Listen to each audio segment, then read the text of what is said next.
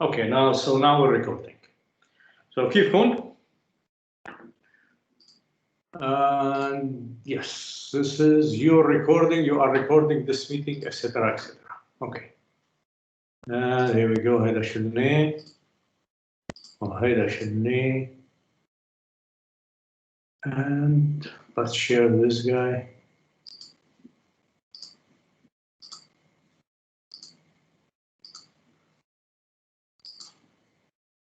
And where is it? Sharing. Here we go.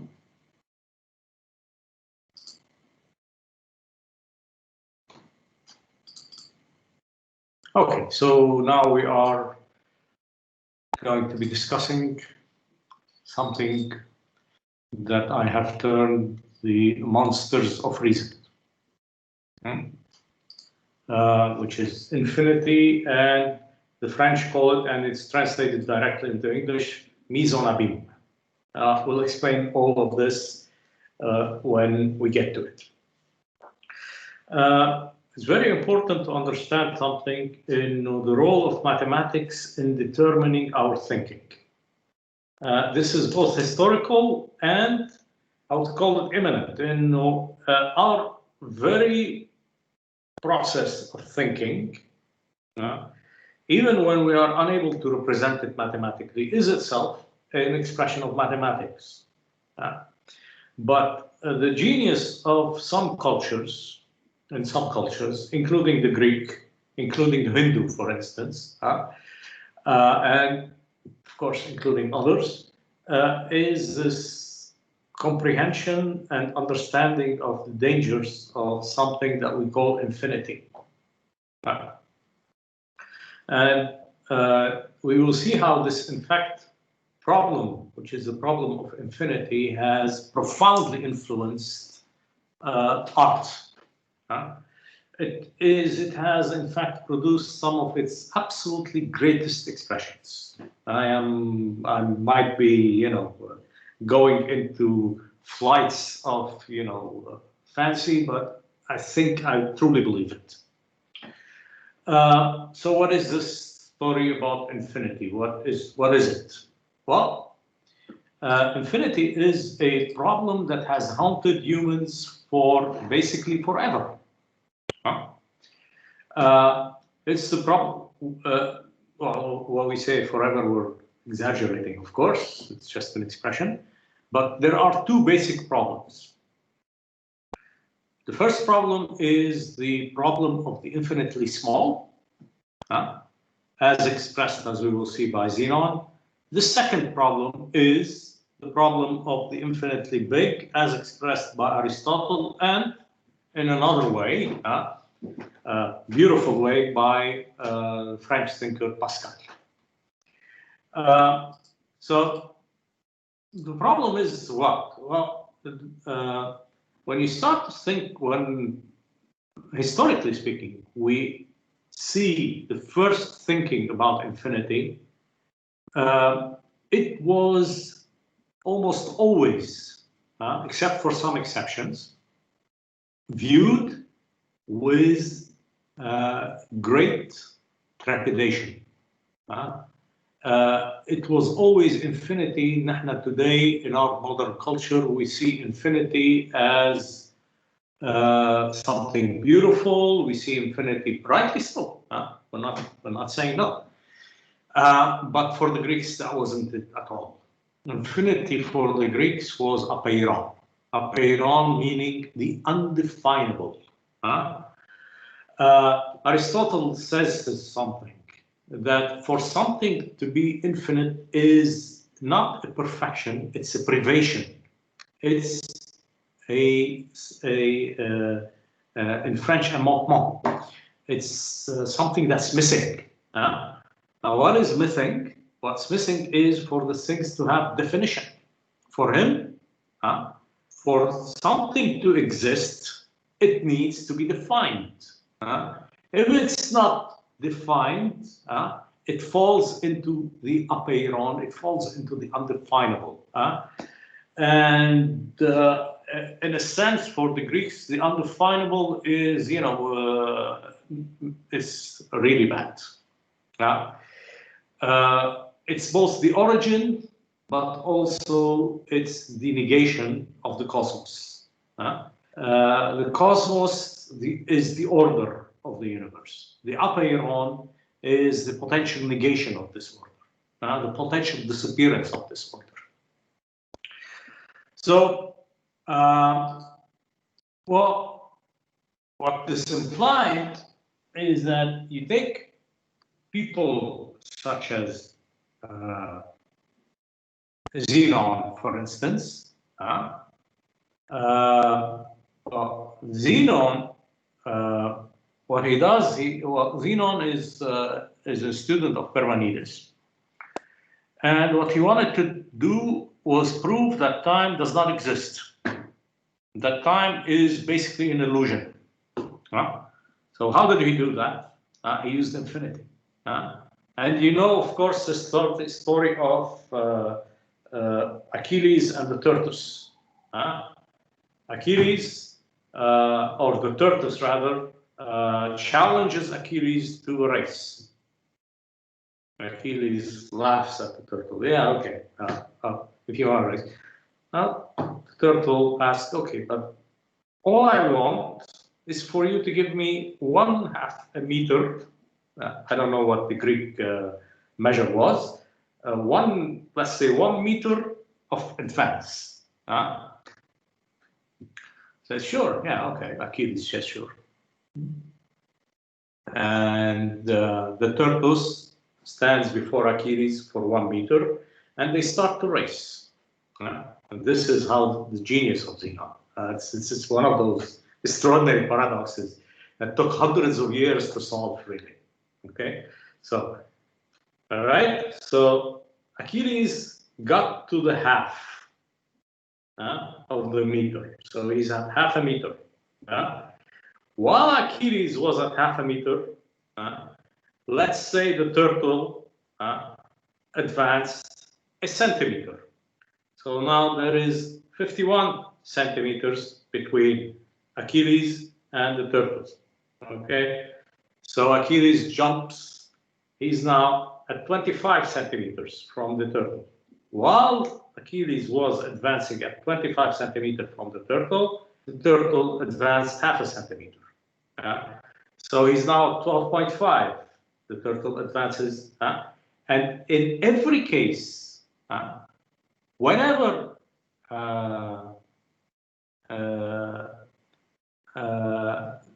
Achilles advances, the turtle is also advancing. Meaning that Achilles, he never catches the turtle. I mean, I would have loved to have some blackboard here to explain it to you. I should learn how to use that function someday. But basically what he proves, what Xenon, he doesn't prove it, yeah, but basically what he presents this mathematical problem to the geometrical problem to the ancient minds. Basically what he shows is that Achilles will tend towards the turtle, but he will never catch the turtle. Meaning what? Meaning that what we see, this idea of Achilles moving and overcoming the turtle in a flash is just an illusion. And from that, he reaches this idea that time itself is an illusion. Why? Well, because you can break down Achilles advances even further. If he needs to go to that first 1/2 meter, he needs to pass by the quarter, then 12.5, then 6.75, then 3. Etc. He needs to do that. In order to do this, he needs to go through an infinity of steps. Meaning that he will never be able to do it. If time and space are infinitely divisible, we are locked in, according to Zenon, of course, we are locked into complete immutability. So you see, I mean, this is these kinds of problems that infinity can cause. Other problems that infinity can cause, which lead to ideas such as atomism, the ancient atomism of the Greeks. But this idea is first to express this infinitely divisible, the problem of the infinitely divisible, is a brilliant mind of which we have little fragments, indications that this is a major mind whose work has completely disappeared, Anaxagoras. And this is what he says. There is no smallest among the small, and no largest among the large, but always something smaller and something larger. Now, we know this. You can divide a number infinitely. 1 is a half. You can divide it into 2 halves. You can divide it into 4 quarters. You can divide it into 8, whatever. 8/8. You can divide it into 16 parts, 32 parts, etc. 64, 128. You can divide it infinitely. Why is that a problem? And we saw how, in fact, Zenon used this. Here it is. This is an illustration of Zenon's turtle and the Achilles. Why is that a problem? Well, it's a problem because it negates a basic element of our description of the world. The distinction between the small and the big. How? A brilliant mind from the 1st century BCE, a gentleman by the name of Lucretius, who created this beautiful poem. You should read it. And this is what he says. Well, it's a huge poem. It's a book, basically. Besides, unless there is a smallest part, however small a thing may be, it must have infinite parts, since after all, half of anything can still be cut again in 2, and on ad infinitum, up to infinity. And this is a problem. This is the انتبه.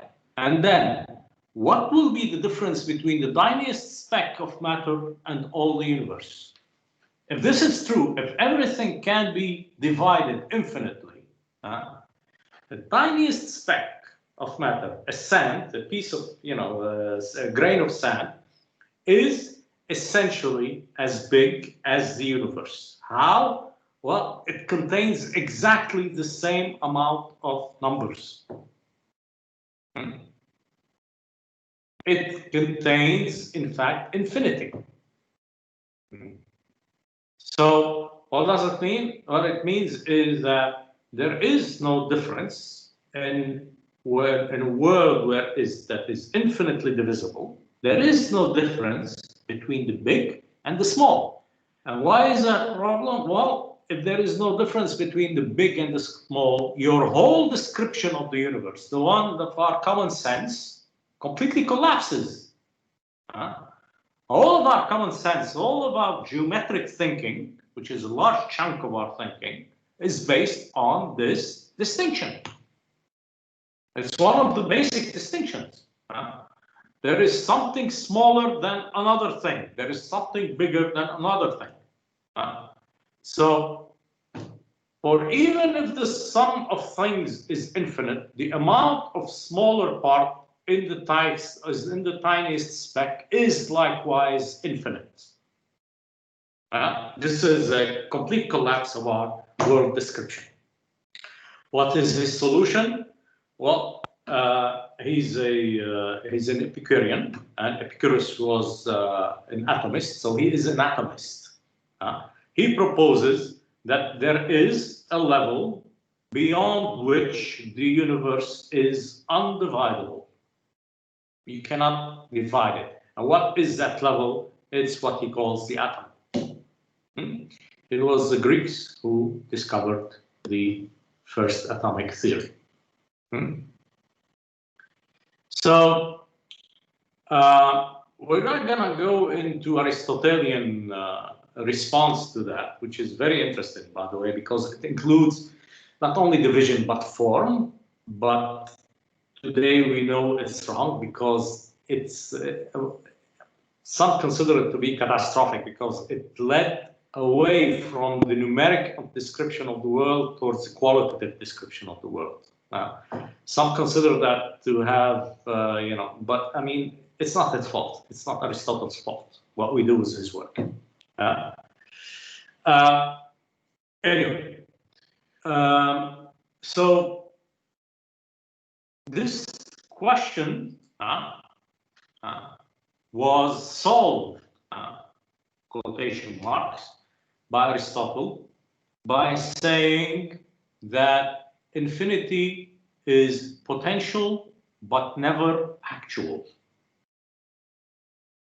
What does that mean? Well, Aristotle, what he does is that he does not distinguish between the numbers and the counting of the numbers. And it's very interesting. The counting of the number is always finite, no matter how big it is, no matter how long it had taken. So you can count 1,000, you add 1, 1,001. 1,001, you add 1, 1,002. No matter gazillion, zillion, gazillion, you're still going to be able to add 1. A gazillion, zillion, gazillion is still a finite number, a limited number. So counting numbers never reaches infinity, and he's right. So what does he mean by, what does that mean? And this is where he's wrong, by the way. What it means is that when counting, there is always the potential to add 1, meaning that there is always the potential to attempt to reach infinity, but we never do. To which Cantor in the 19th century responded that, in effect, Cantor is the genius who defined our modern understanding of infinity, to which he responded that Aristotle is assuming, in order to position him, to create his position, he is assuming the existence of infinity in order to contradict the existence of infinity. So his argument is self-contradictory. His argument that infinity is always potential but never actual assumes the existence of infinity. That's Cantor's argument, counter-argument to Aristotle.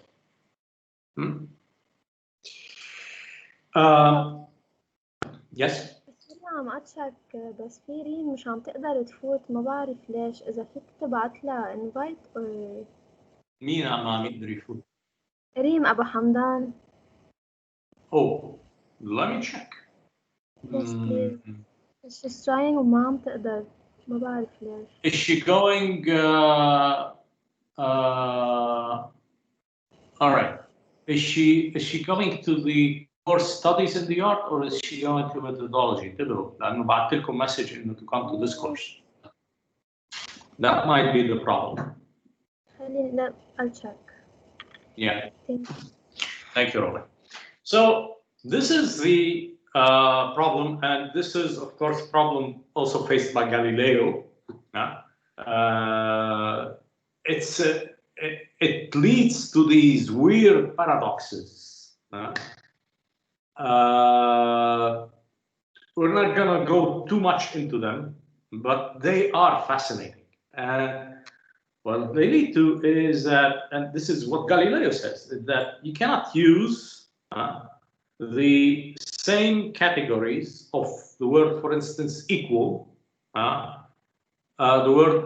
idea of equality, the idea of addition, the idea of, you cannot use them for infinity. Infinity demands its own form of thinking. I'm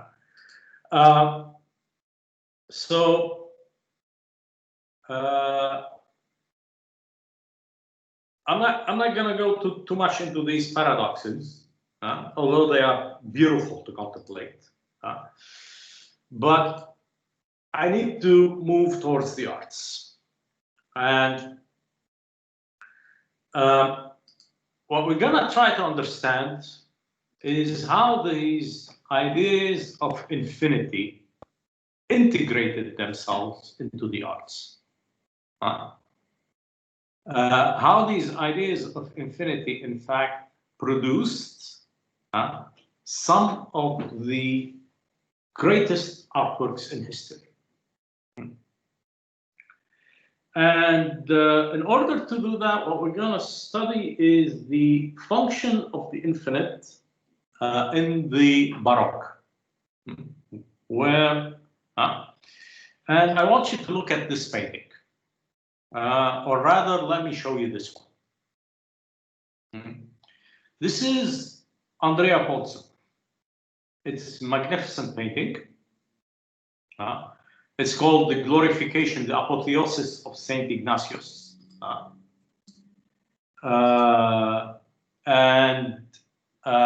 Essentially, it's basically what you're seeing here is more or less a square roof.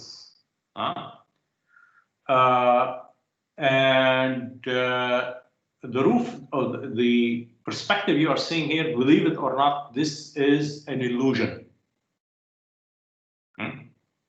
This is how good this thing is. And what you see is something very interesting.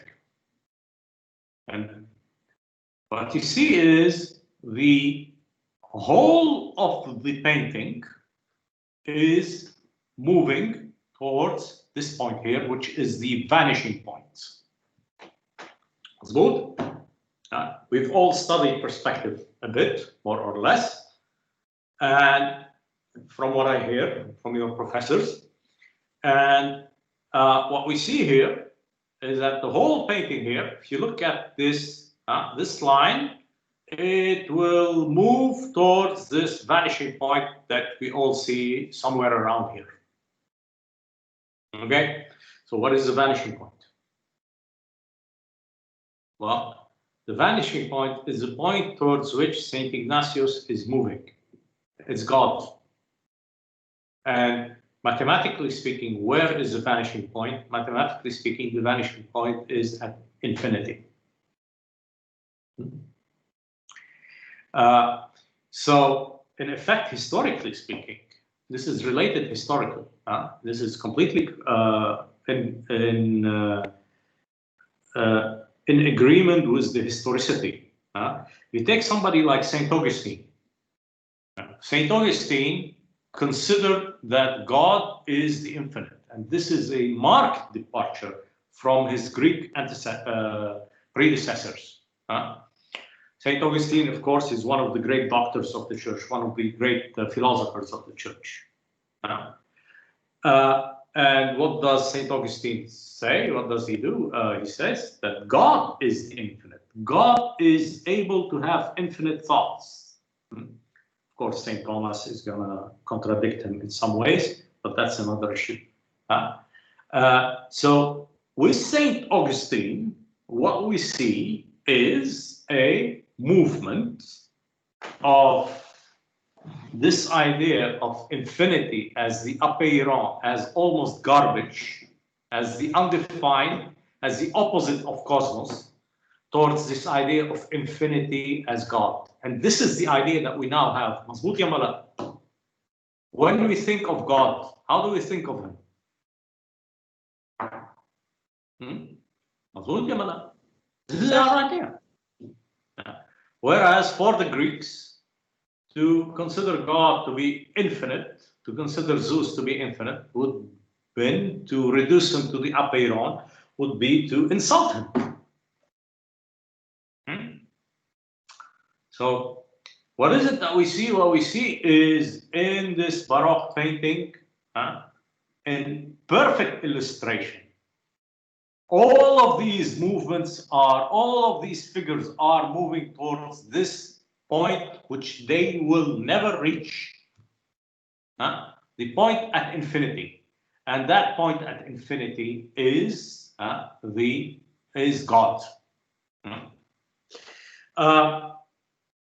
This introduction of infinity into painting, it has, of course, origins in the Renaissance with the discovery and reuse, reintegration of the of perspective into painting itself, because perspective was originally an architectural trick by Filippo Brunelleschi.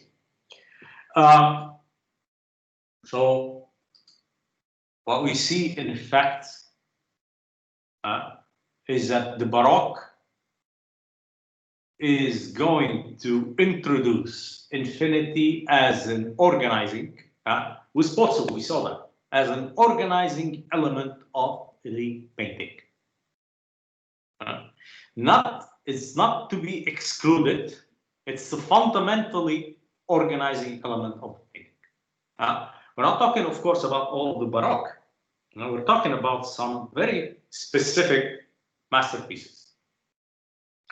And one of those masterpieces is this sculpture that you see here, this extraordinary sculpture that you see here, and which is the Ecstasy of Saint Teresa.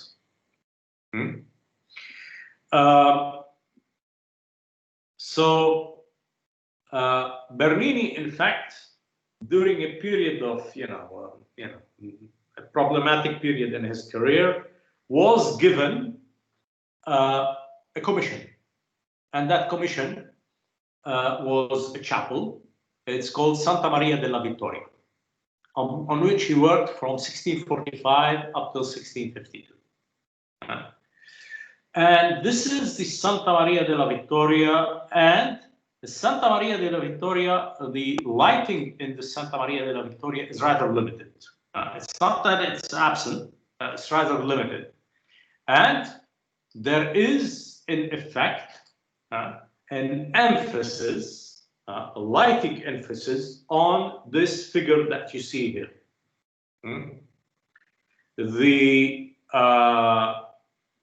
The chapel is, in terms of lighting, it's all dramatically leading the eye towards this region. It's very simple to understand, basically. You enter into a darkened room, and you have one specific strong source of light.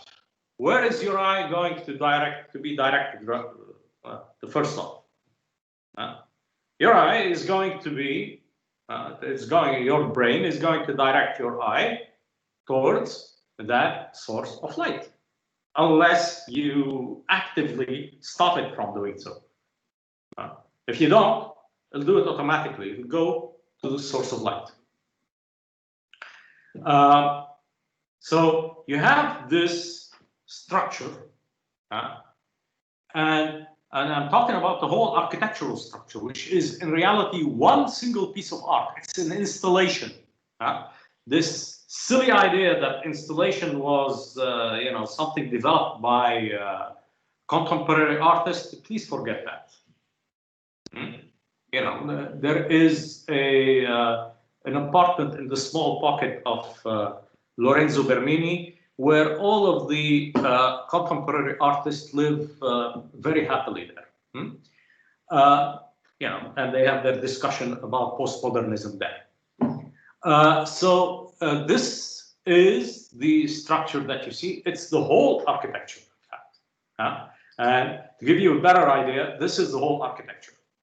This is it's part of the whole architecture. Architecture is very difficult to photograph. But this is the installation that you see here. Well, what do we see here? We see something very strange.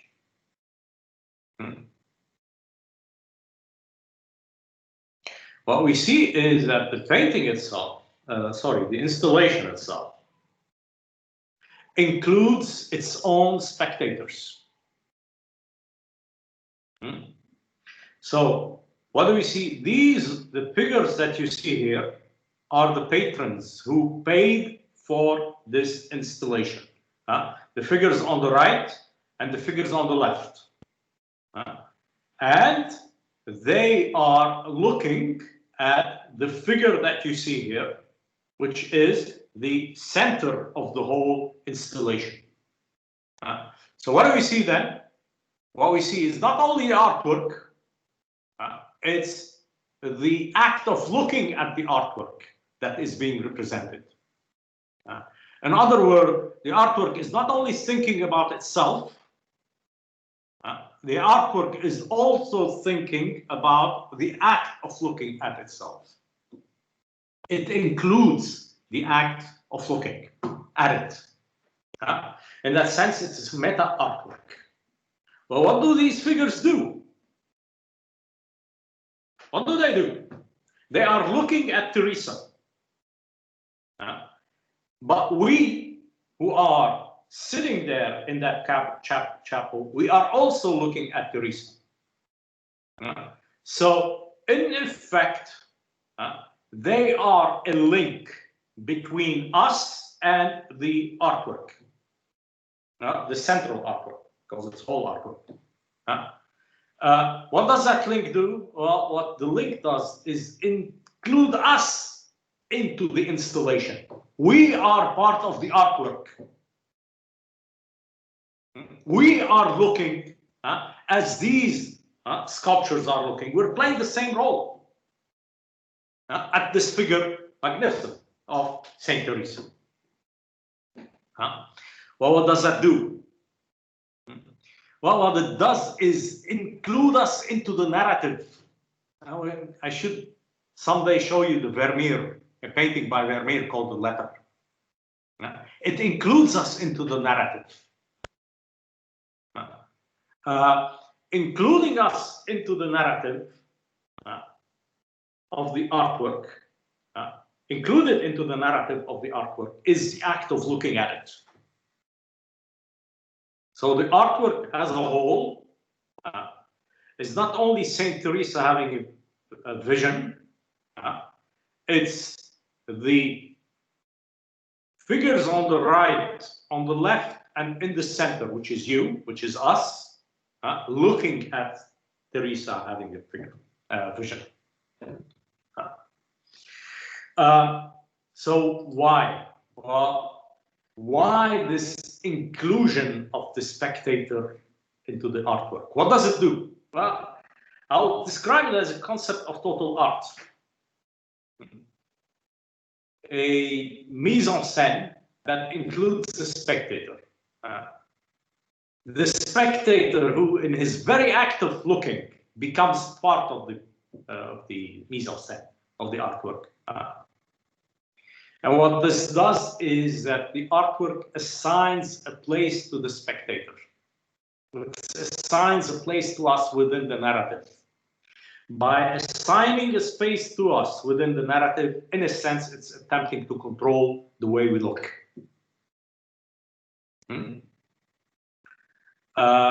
It is, in fact, including us. These figures that you see on the right and the left, they are your models. They are telling you how to behave. You know, the mimetic tendencies of humanity. We imitate, constantly imitating each other. And it tells you how to behave. So, Well, this is an autoreferentiality. What's called autoreferentiality. It is you looking at yourself, looking. And this will lead, we'll see how it will lead to infinity in a second. But it is, in fact, subsuming the act of looking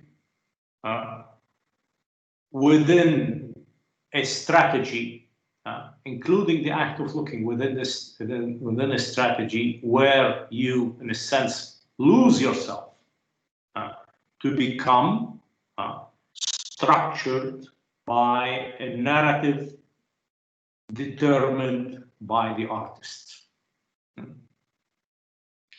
So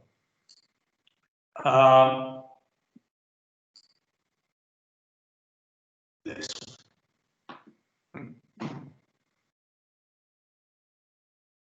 Do you know this painting? Yes. Yes. It's called Las Meninas. And this is another one of these magnificent plays on the inclusion of the spectator. Well, how do we know this? Well, the spectators, the whole question is, what is this man doing? I'll explain. Yeah, let me explain the painting to you very rapidly. This is the princess. These are the ladies in waiting of the princess. This is the prince. He's playing with the dog. This is the king, and this is the queen. And this gentleman here that you see is Diego Velázquez. He is the painter who did this painting. The question is, what is he painting? I mean, we see what we see here is the back of a painting. So what is it that he is painting, in fact? Well, to answer that question is to ask a very simple question. Question before that. To answer that question, big question, you can ask a smaller question. What is the smaller question? It is very simple. You've all done autoportraits, right? Oui. How do you do an autoportrait? If you don't have cameras, of course. على مراية ميرور. So what is Diego Velázquez looking at? على mirror. He's looking at a mirror. What is he seeing in the mirror? A reflection of himself and the room. What he is seeing in the mirror is واضح. This, the whole thing. مظبوط يا ولا؟ No? Yes. يعني الميروار هو من ورا التوال يعني عم بيطلع ورا التوال من هيك مبين قفا التوال وهن. Yeah, absolutely. So, what's in this painting? The portrait of the Lord. Nope. البورتريه تبع الكوين and king. Nope. على اللوحة. Nope. What's in this painting? Why would he need to look at the mirror if he's doing just a portrait of the king and the queen?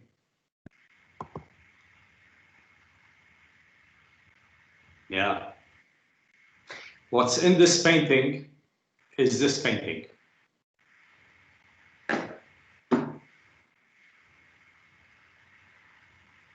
أنا بعرف إنه عم يطلع على الرجال اللي طلع بوجهه. Forget the graphic. No, don't forget. Sorry. My apologies. But my hypothesis. Okay, what's in this painting is this painting. فهمت قصدي؟ He's looking at a mirror. ايه اكيد. He's painting. Yeah. Okay. So what's in this painting? There is another smaller Velasquez doing what? واقف وراه عم يراقب. بنفس الطريقه اللي عم يطلع فيها هلا. نفس.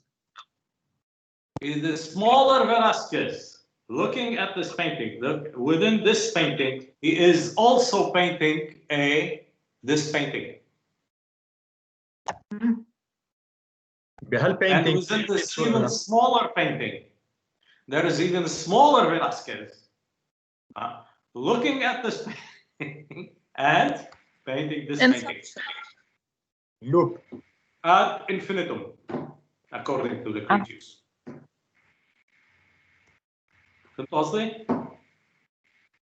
Did you get me? Dr. Elf, but what's the point out of?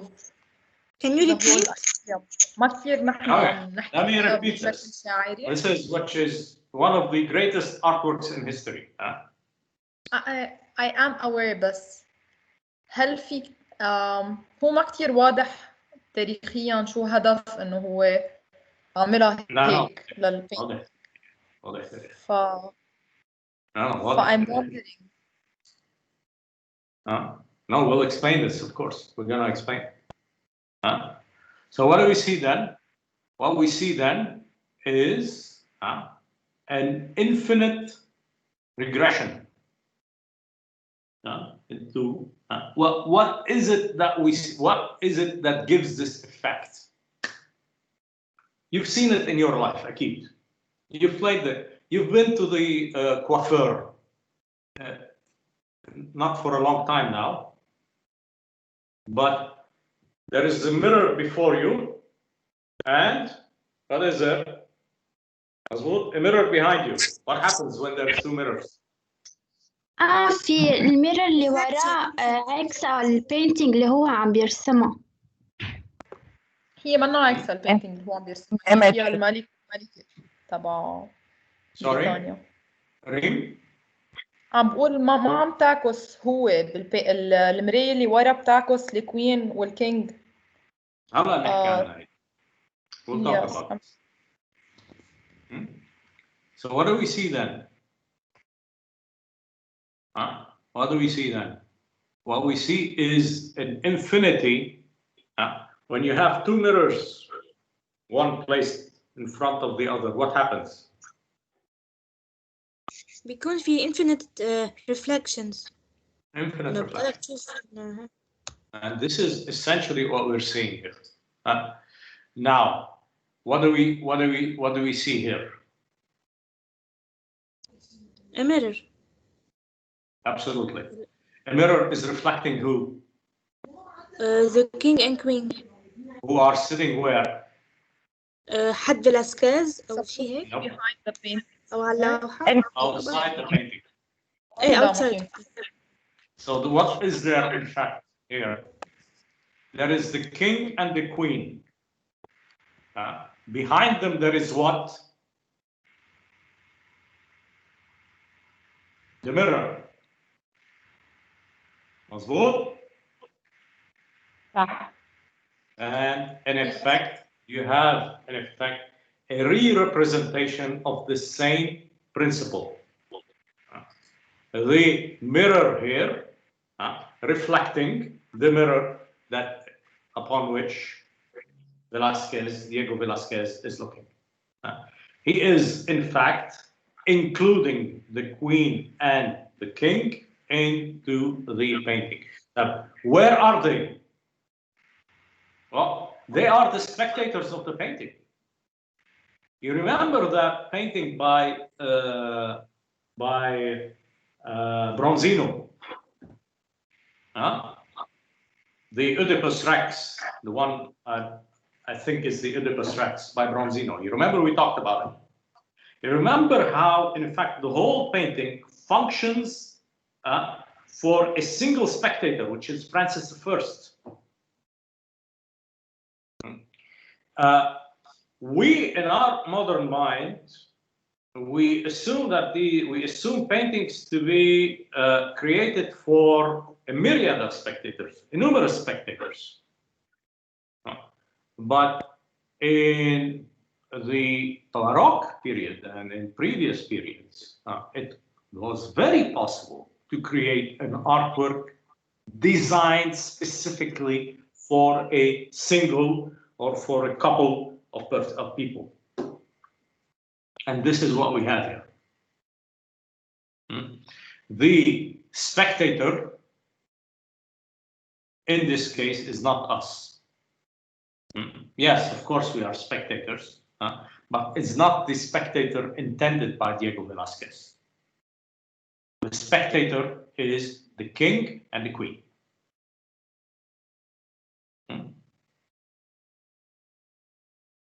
So, why is he doing that?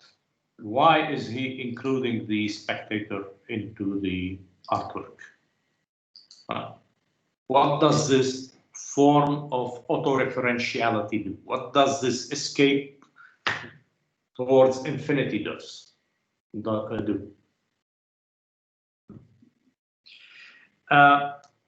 In a sense, and this is intuitive on my part, in a sense, it plays the same role as it did with Pozzo. Here. It plays the same role as it did with the Saint Teresa. It plays lesser so, but what it does is introduce this notion of infinity as a form of negation of rationality. The idea that our rational mind is unable to comprehend this. All it can do is accept it. This is what we see in Andrea Pozzo, and in Andrea Pozzo, we understand it more easily. Why? Well, he's representing God. Of course, God is infinite. Of course, God produces something that the human mind is simply unable to understand for them at that time, which is the idea of infinity. But why did Velázquez use it for the king and queen here? Well, because there is, in fact, a passage of the underlying elements of the Baroque from the religious towards the para-religious. From the religious towards something that's close to the religious, something that emerges from the religious. From the idea of God to the idea of the king, the representative of God on earth. So that the underlying structure, the underlying, let's call them tricks, used to introduce infinity and express ideas about infinity and about the limitations of the human mind, were reused for political reasons. The question is why? Why would you do that? Well, it's related to acceptance. It's related to, I would describe it as this idea that an acceptance of the limitations of your mind and from this acceptance of the limitation of your mind, it's the acceptance of religious and political authority. We see this transfer from the Renaissance, very rational paintings, where narrative elements are fully understood, one element leading to the other, towards this very hacky, discontinuous, I would call it stroboscopic aesthetic, where the viewer is simply expected to accept. And in a sense, this is related to what might be described as a form of attempt at a form of mental dictatorship. To place the viewer in the face of what he cannot understand, in the face of something that is infinitely bigger than he is. To crush him in a sense. Why? It's related to the authoritarian tendencies after the during the period of the Renaissance, of the 17th century, where we see the rise of first the Counter-Reformation and also the rise of what might be described as absolute monarchies, the attempt to impose ideas that are presented as being beyond discussion. Why? Well, 1517, Martin Luther nails his theses on the wall. I think it's, I'm trying to remember, 95 theses on the wall. And in effect leads to the rise of Protestantism, leads to the collapse of, or threatened collapse of the authority of the church losing something like half of Europe. And the Counter-Reformation is the attempt to reintroduce that authority. We want to move beyond these useless discussion and impose obedience. So this is a potential explanation. I would admit that it's intuitive, but my intuition is that it works. So, art. I wanted to show you something. And in this, let me show you this. Open Mise. Which one works? VLC, I think.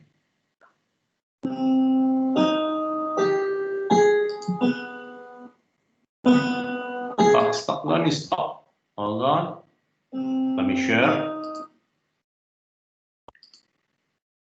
And the reason I want to show you this, not because I'm a musicologist, I'm not. I can barely read notes. You know, they tried to teach me at one point. You know, but the reason I want to show you this is because I want to show you the unity of the different art forms.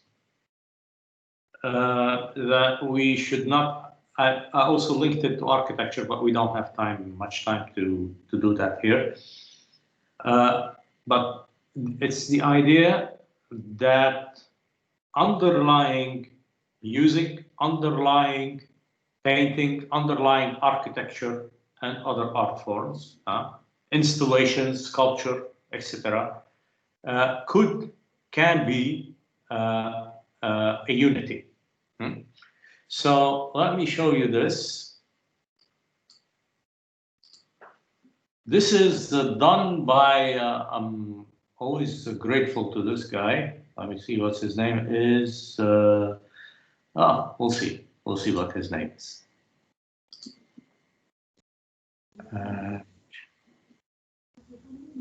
Where is that share thing?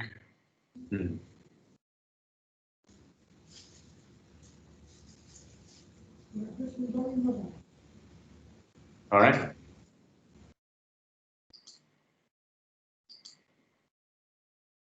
All right. So this is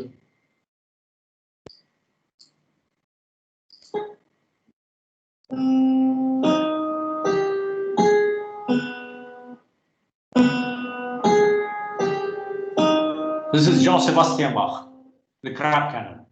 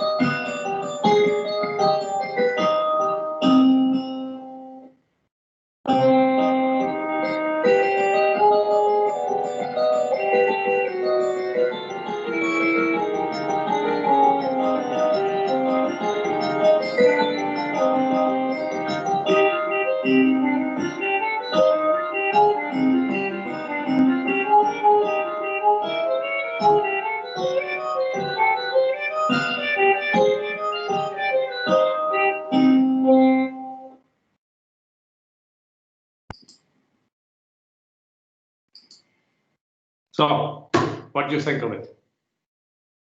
What do you think the link is?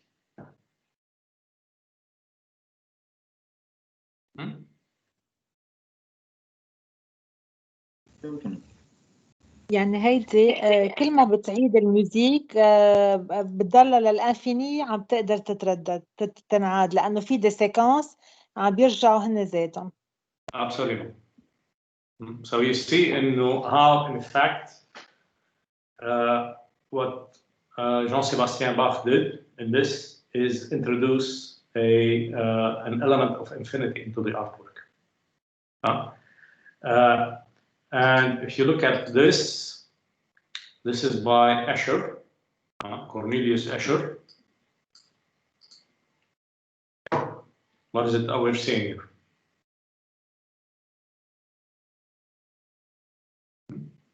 Don't you see the link? Anyway, we'll stop here for we'll discuss all of this. We'll stop here for 10 minutes. Any questions? مستر عارف في نادين كانت عم تشوف هلأ معي على واتساب فيديو كول الكود لأنه ما قدرت تفوت. أنت لازم بركة تعمل لها ريكوست على هذا الصف بركة ما بعرف لأنه هي كل شيء ماشي عندها بس she can join. أوكي. Okay, I'll. Could you just to make sure? Would you kindly have her send her university email على الواتساب؟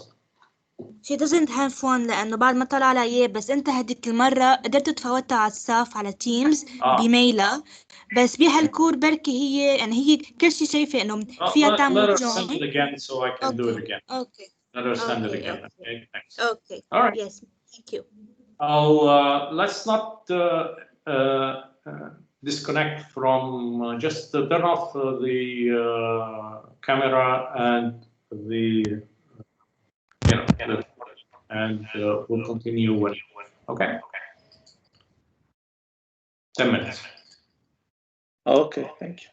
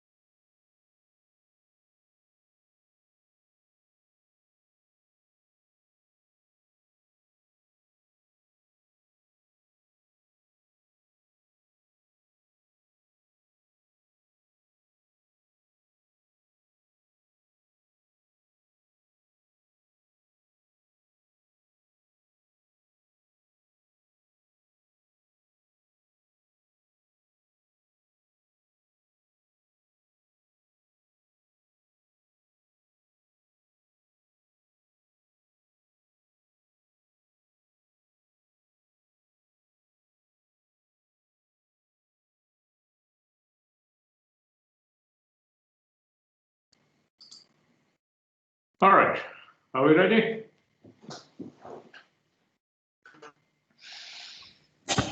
Yes. Yes. Yes. Yes. Okay. So you look at this painting.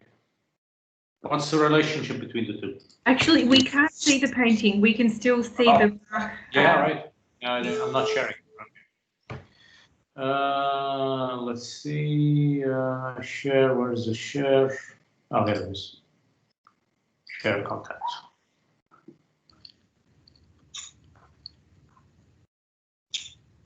Okay. Good. Yeah. What's the relationship between the two? What's the relationship between that one and the Bach? Graph canon.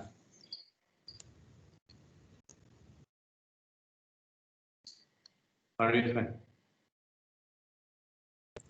Is it the Mobius idea again to infinity? Yep. It's a Mobius strip again. But in this case, the Mobius strip, as in, but it needs more complex argument, I suppose. In this case, the Mobius strip, what it represents is the idea that we are creating the world that's creating us. And we're constantly engaged in this act of creating the world that is creating our own subjectivity. Well, it's a bit solipsistic, but I think more or less this is what we see. And again, this, you see this painting, this print? This gentleman here is looking at the painting, right? But the painting itself turns into this whole painting. The print itself turns into this whole print, which includes him as looking at the print. Hildo, did I explain it well? I hope. Yes. So again, what do we see? This autoreferentiality, this painting, installation, musical piece that includes its own act of looking. Yeah, but that includes its within its narrative the act of looking at it.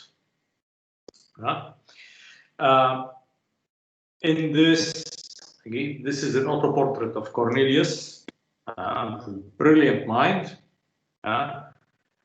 refers to this very idea of the painting in integrating its own spectator.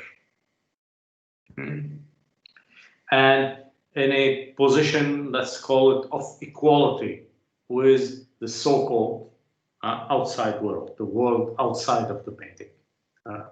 So that the distinction between the world within the painting and the world outside of the painting is blurred. Bernini does that by integrating these figures that are at once spectators, meaning us, and figures in the sculptures. So they create this region of passage between us and the painting itself. But Velázquez does it in a much more complex manner, this integration.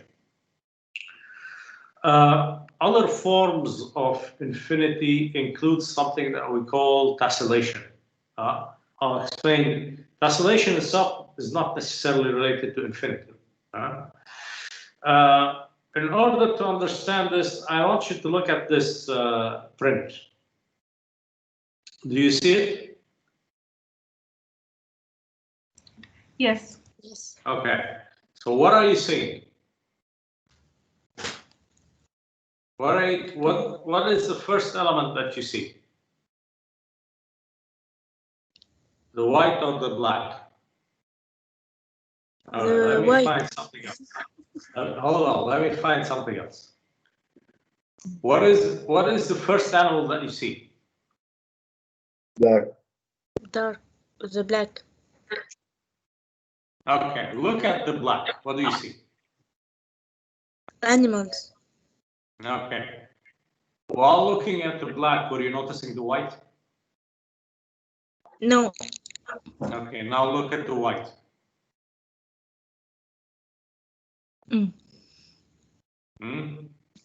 Yes. Yes. So what do we see with the white?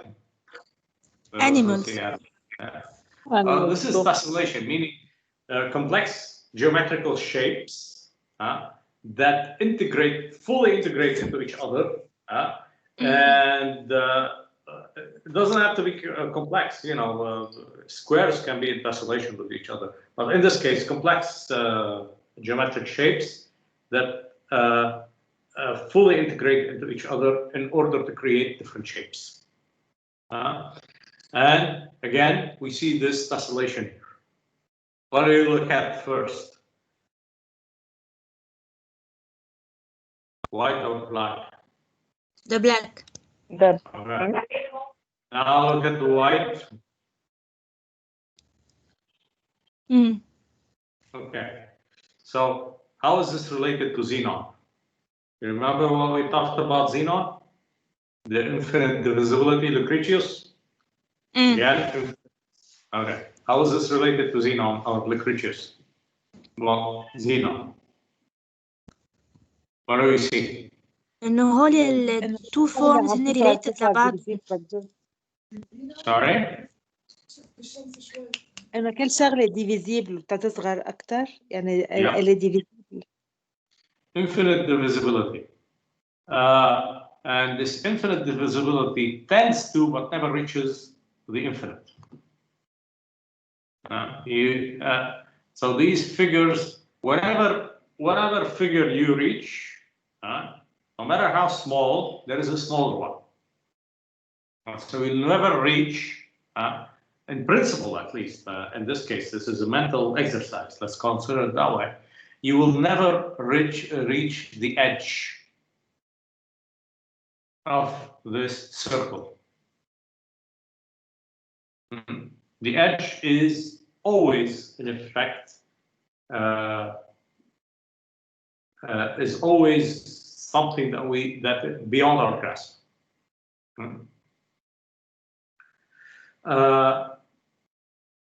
Well, in a sense, this is related to something much older, which is this one, this painting, what we call the sfumato.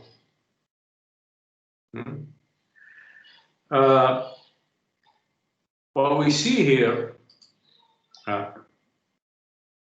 is two elements related to the sfumato. The first element related to the sfumato is the negation between the object and the background. Yes. There is, if we look at this as the object, this turns into the background, but this can also be looked at as the object, which turns this one into the background. So there is always this indeterminism between object and background. Sfumato was essentially an attempt to integrate the object into the background. Leonardo would mock Sandro Botticelli, saying he drew these lines separating the object from the background. Well, how did Leonardo do that? He did that using this very, very labor-intensive, very long process called sfumato, where the edges are blurred. And it is this blurring of the edges which, in effect, that we see here.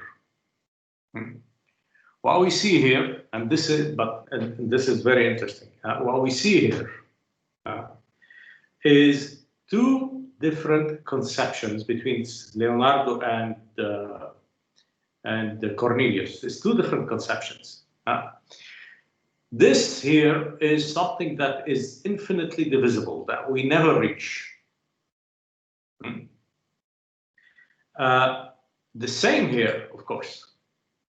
But what we see here is this idea of a continuum, that the relationship, that the world is infinitely divisible in the case of Leonardo and in the case of Cornelius. That the world is infinitely divisible, and this infinite divisibility negates the edges between things.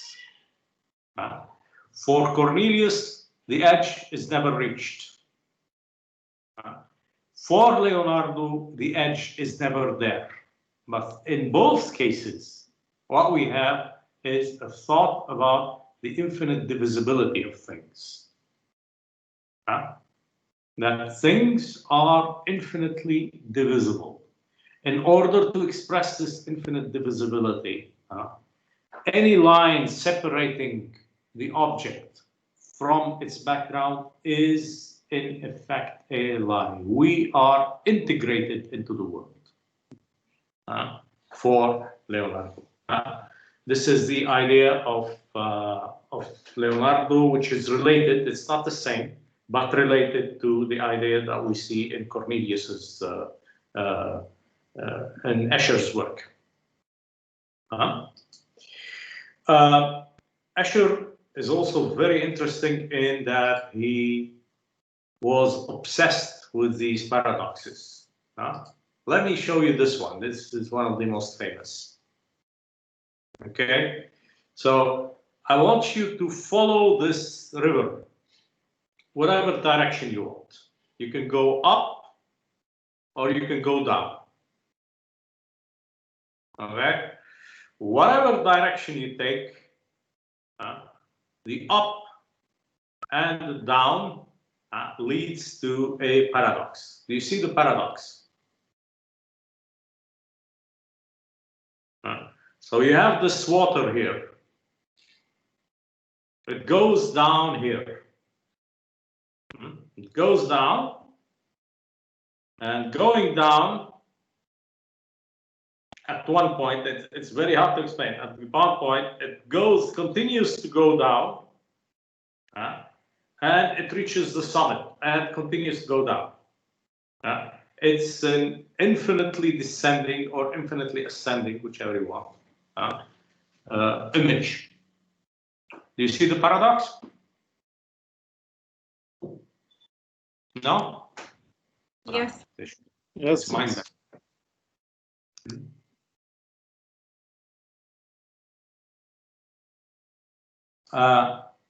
Again, what are these paradoxes then? In a sense, they are the limits of the human mind. Mathematicians are obsessed with attempting to, things such as infinitesimal, for instance, contains paradoxes. They're obsessed with this attempt to evince the paradox. Why? Well, what the paradox does is destroy, in our case, what is important to us, what it does is destroy the spatial logic we use to build the world. Imagine something like this, for instance. No, let me show you something else, clearer. No, let's return to this one. Imagine something like this. That would exist in the real world, or something like this. Also paradoxical, that would exist in the real world. What would happen? Well, our description of the world would collapse. And if our description of the world collapses, we're unable to function. It's not that we're unable to function, it's that we need the divisibility of the world into logical chunks. Something that we can control.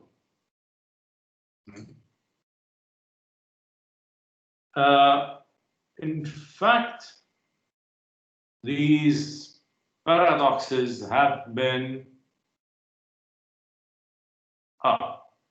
Karin, okay, Michelle. These paradoxes have been plaguing not only physics, ancient physicists, modern physicists. There has also been plaguing logic. If we say something like this, if I say something like this, tous les Libanais, all the Lebanese lie all the time. Am I lying?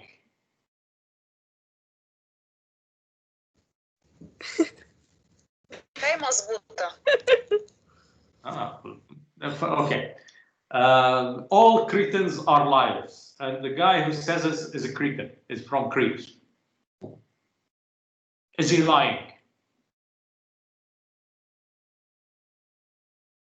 Can you repeat ما سمعتها?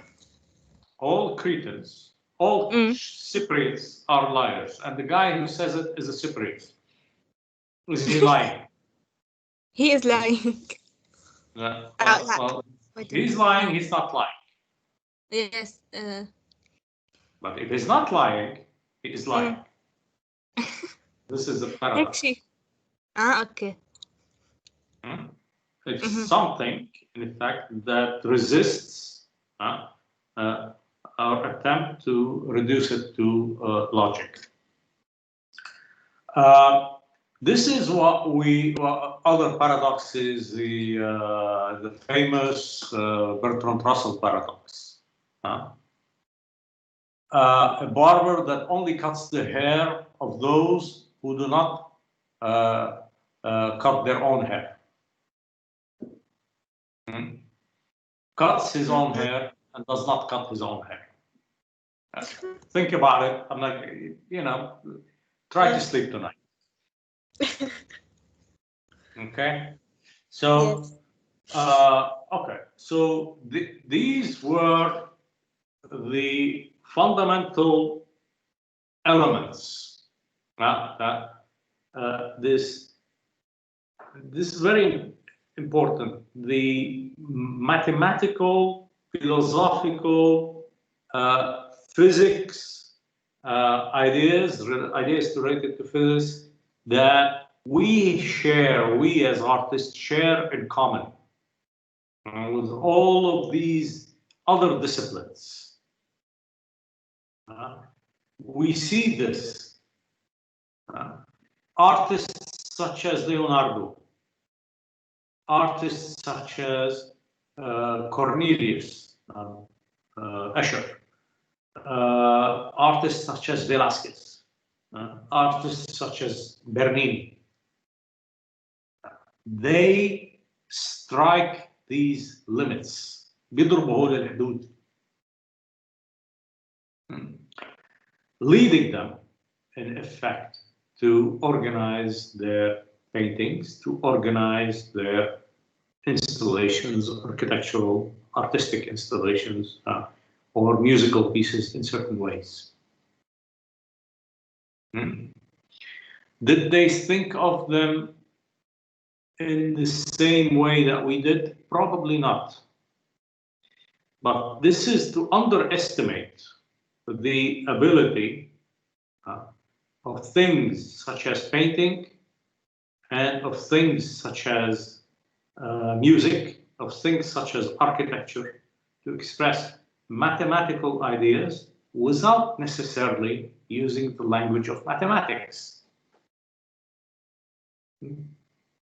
They are expressing ideas that are, in effect, fundamental to them. The examination of their own discipline, because they are examining their own discipline, because they are examining their own work, they will reach what can be described as fundamental conclusions. And we saw, in effect, how this is related to the context, to the historical, religious, historical, political context. How, in effect, this was used as a means of imposing authority. Any questions?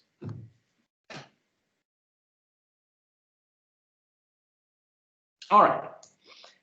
If you don't have any questions, what I'm going to do is I'm going to stop recording, and then we can discuss a bit of your assignments. Okay? Was that good? Let me see how I was. Okay, we have stopped recording.